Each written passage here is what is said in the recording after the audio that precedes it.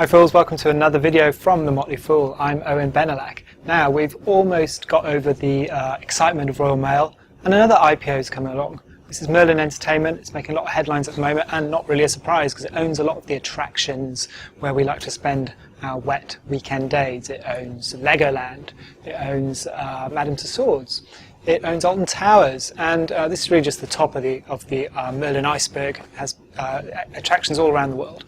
And so that's obviously attracting quite a bit of interest. I think if you subscribe for £1,000 worth of shares, you even get 30% off its annual pass. What a bargain.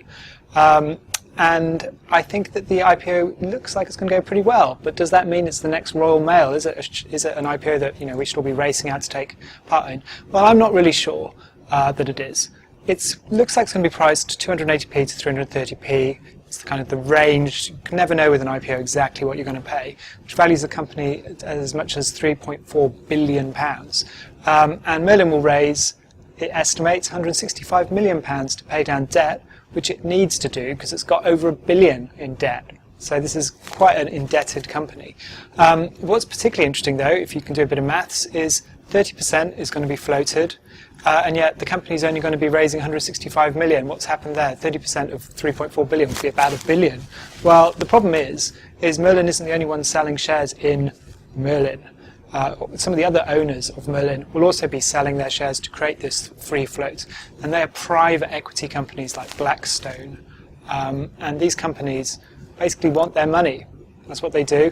They traditionally do take these sorts of companies, cash flow rich companies, load them up with debt and then float them off onto the stock market to, let's call them optimistic investors.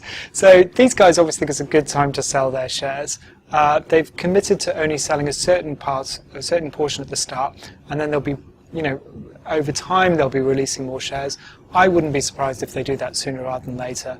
They know that they've made the bulk of the returns they're going to make in Merlin, and they probably don't want to hang around for a company that is going to be exposed if there's another downturn with all that debt, I think. And you don't even get the dividend yield. The dividend yield is likely to be 0.5 to 1% because it's going to pay down debt, probably wants to expand around the world, so it's not Royal Mail in that regard either. So who knows, it might do reasonably well because it is just so high profile, but I don't think it's going to be the next Royal Mail.